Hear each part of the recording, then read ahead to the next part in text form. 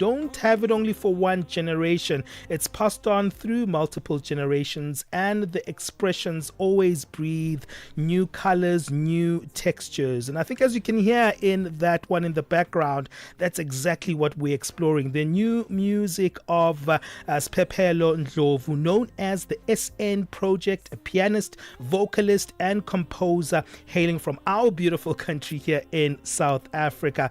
And it's lovely to have someone in studio. Siphephelo, we haven't had a studio visit in a long time, so you've broken that mold. So thank you for joining us in our studio. Listen, happy to be of service.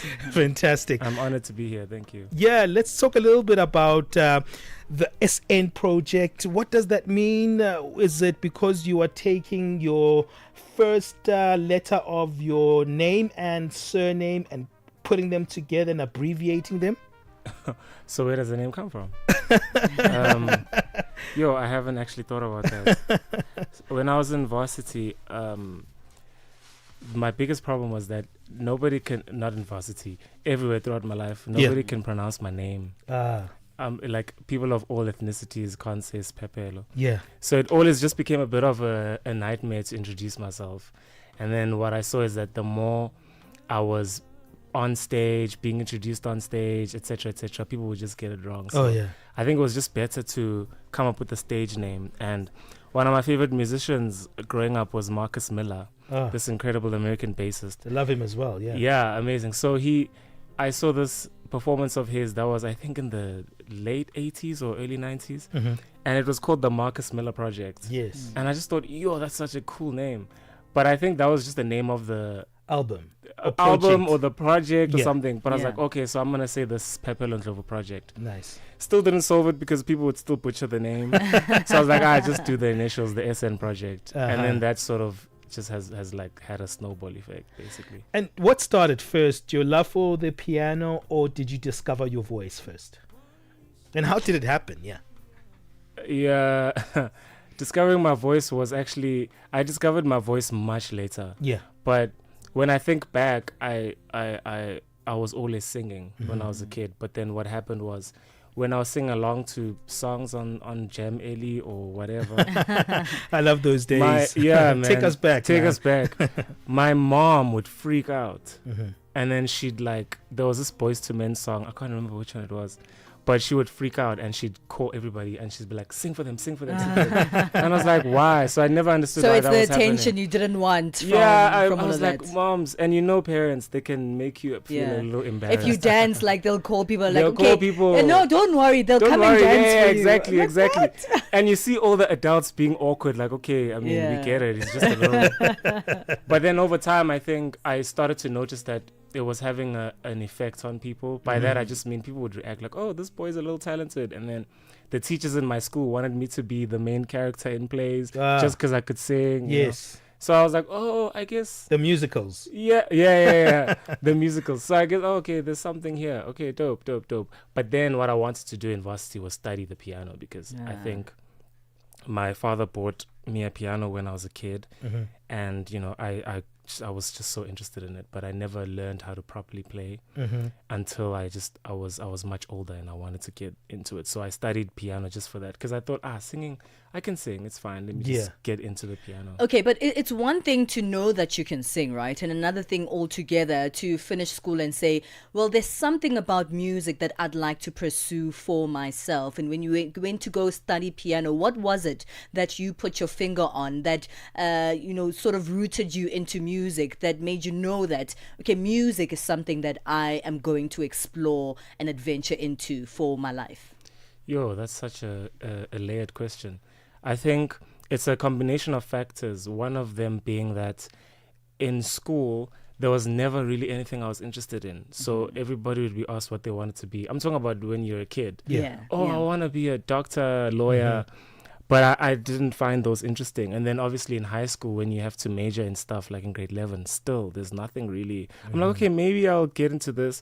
But then at a later stage, I'm like, no, the only thing that I'm actually interested in that actually puts a smile on my face is music, really. So let me pursue it. And luckily, I'm one of the very few in the country to have supportive parents Yeah. when you're trying to Yeah. pursue music, because I think we all understand it's not that easy. Yeah. But I think my parents were a really huge catalyst in doing it because they really encouraged me. I mean, your mom created an audience for you while you were little. Listen, bro. So definitely it no, was listen, in the she plan. was fan number one.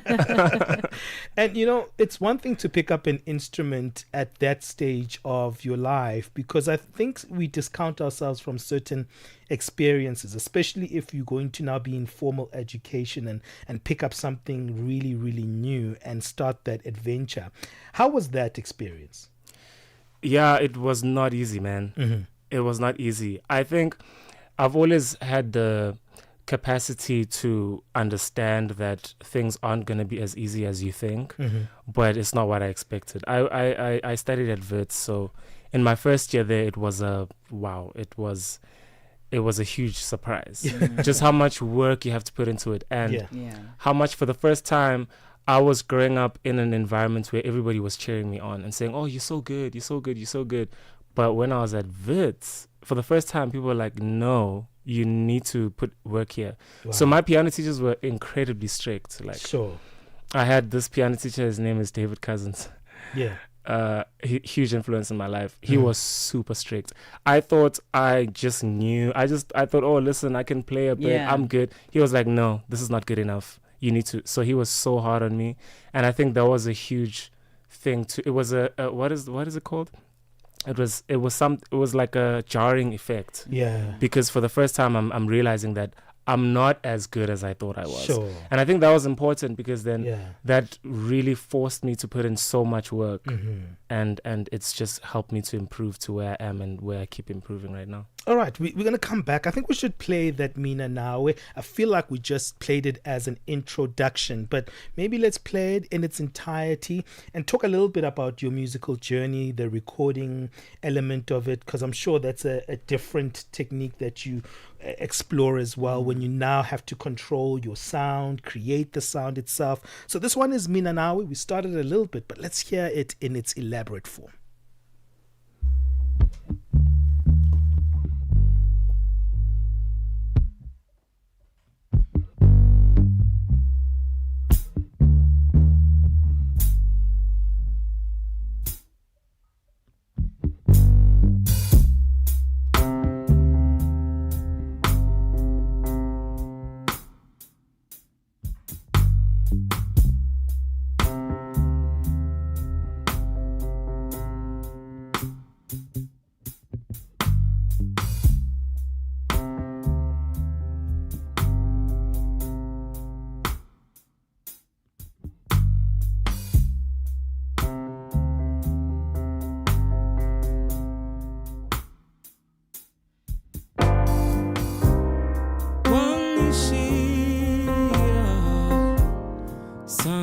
Sami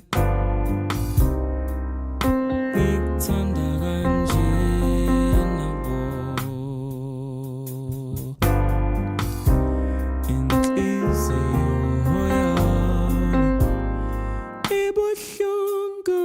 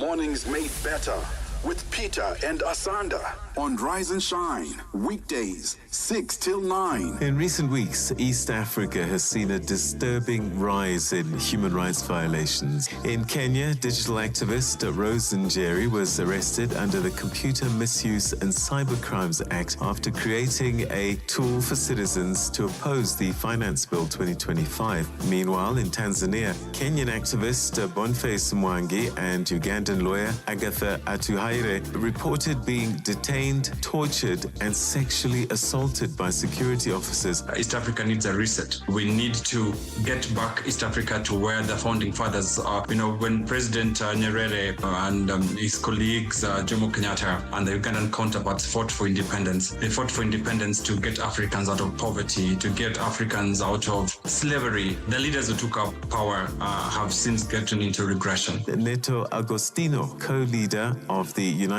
Green Movement Party. Mornings made better with Peter and Asanda on Rise and Shine. Step into the heart of the day on the move with Palisa and Benjamin.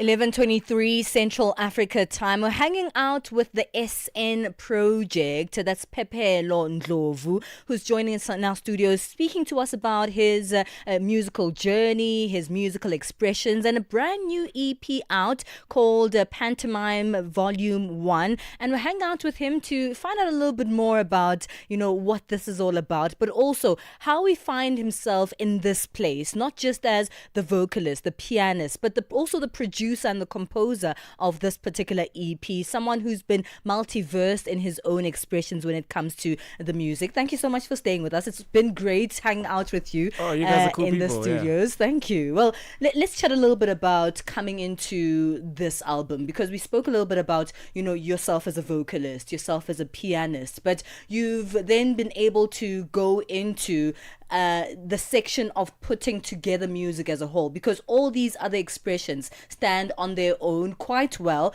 but to put together a body of work, many would need so many other hands to touch the body of work. You are the hands as a whole that's touching this body of work in multiple spaces. Chat to us about that, how you decided to go into production and composing and putting together this body of work as yourself, but as also many other parts of yourself.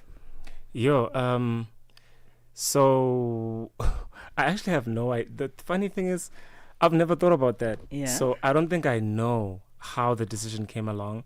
But essentially, if Wits was a huge part of my journey, right, as I've said. And right there, I had this professor whose name is Carlo Mombelli, one of, the best musicians in the country. Great bassist too. Great bassist, yeah. Yeah. He really, for all of his students, I remember he was one of the few teachers who didn't care about your technical proficiency. Mm-hmm. He didn't care about how well you could read. He didn't care about all of that. He wanted you to compose. And he was like, his model was teaching you through your own compositions. So he was encouraging us to compose all the time. Oh, so nice. I think he was one of the first few people that encouraged me. And through that composition, then you see that there's a lot more to composing than just putting together a tune and then that's it. Yeah. You have to really work on it and structure it, layer it, put it together, arrange it. And then if you're recording it, you have to put it together. Someone has to do it. It's not going to be, it's not going to just happen. Yeah. And I think in that journey, then I realized that, okay, snap, there are these different hats that I have to wear. So when I recorded Africanization, I felt like I was just a pianist and the composer. But then when the product was done, when everything was being recorded, I was just given the stems. Like, okay, here you go. Oh, nice. And then, so then I have to structure those and put them together. That's where the production then came in. Nice. Listening to Mina Nawe, it's very fluid in how it sounds. I'm not quite sure if you're a jazz singer. I'm not quite sure if you're an R&B singer. I'm not sure that even if you're a folk singer as well, because it feels like all of them Neo in soul one go. in there as well. Is that something you're aware of, how fluid your voice sounds, and do you navigate the nature and the texture of that voice when you come up with composition, or is it basically on your sense of intuition? It's more, I would say it's 80-20. It's 80% intuition. And only recently I've started to be conscious about what I want to sound like. Yeah. But in the first project, I was just rocking. I was Yeah. like, What bruh, was the this is first project, by the way? Africanization. Sure. Okay. So, and if you listen to Africanization, it's basically a mix of the neo soul R&B with just like jazz, because that was the Wits student in me, just graduated. Yeah. Wanna- This is so cool. Yeah, I'm gonna I'm gonna show them what I learned. learned. Yeah, literally, not even joking. You know, because there were these concepts that I learned from my teacher and my teachers. So I just wanted to highlight those. Sure. And I had spent a lot of time with a really great musician named the late Andre Petersen, who taught me so much. So when I was recording Africanization, there was so much of his concepts I was applying. I was applying David Cousins' concepts. And so I was just like, this is the graduate. Let me just, let me put in everything that I know. And then when it came to singing, funny enough, people were encouraging me to sing when I was putting together the album, because I had features, Yeah. on the album, Mihi Machingana and Kiurapetu Kolane on the project. And they were also like, no, but you need a track that you're singing, that kind of stuff. And so when I was singing, I was just like singing it. Oh, here you go, done. Yeah. And then I didn't realize that it would have the effects on people that it does. Yeah. And then only after that. So I think Mina Nawe and the Sika were important for me as a vocalist, because I was like, oh, there's something I can do here. I can craft an R&B or a neo-soul thing. Africanization was extremely experimental. Yeah. Well, let's speak about this EP, Pantomime Volume 1. I know it's one of two for the Pantomime, EP. But when you actually think about not just the music, but the messaging that you're trying to bring out through the music, you exploring love, heartbreak, and everything in between. But, I mean, it's one thing to say, yeah, this is an album about love. It's not particularly a love album. So how do you then, pinpoint the kind of feelings you want people to have through that EP or through that expression of music? D'Angelo, Erykah Badu, Jill Scott, Floetry. Oh, SN nice. Project. Yeah. Yes, thank you. But that's the influence. Yeah. What were they singing about? What were they saying? How were they singing it? How were they using lyricism to express themselves? How were they articulating their voices? Because these are some of the top singers that we've ever heard. Simpiwe Dana, Sipogazi, Thandiso Mazwai. What are they doing? Busi Mhlongo. How did she do it? Sure. Fela Kuti, how does Fela do it? What message does he? That's literally all I was doing. Just research. Yeah. And then trying to emulate that. Yeah. Well, we have to wrap it up. It's been cool hanging out with you, and it's nice discovering new music. It's one of the things that we actually take pleasure in, especially in our radio format, because I think sometimes we hype the already known, but the unknown sometimes we leave in the periphery. So it's nice to center this kind of sound that you're harvesting, and I'm sure it's going to completely blow us as you continue to develop the sound. So thank you for joining us. Wow, Ben, thank you so much. Yeah. Palisa, thank you. Thank You you. guys, Where can we great. find you on, anywhere? Well, I'm on Spotify, Apple Music, YouTube, anywhere as the SN Project. On Instagram, TikTok, SN Project.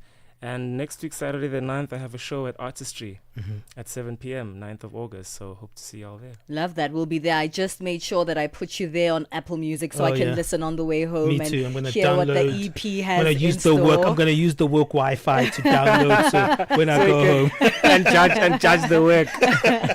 I hope that is legal. But it's 11:30 Central Africa time. Thank you so much to the SN Project for hanging out with us in our studios. For now, let's bring back Musibudi Makura for our latest sports news.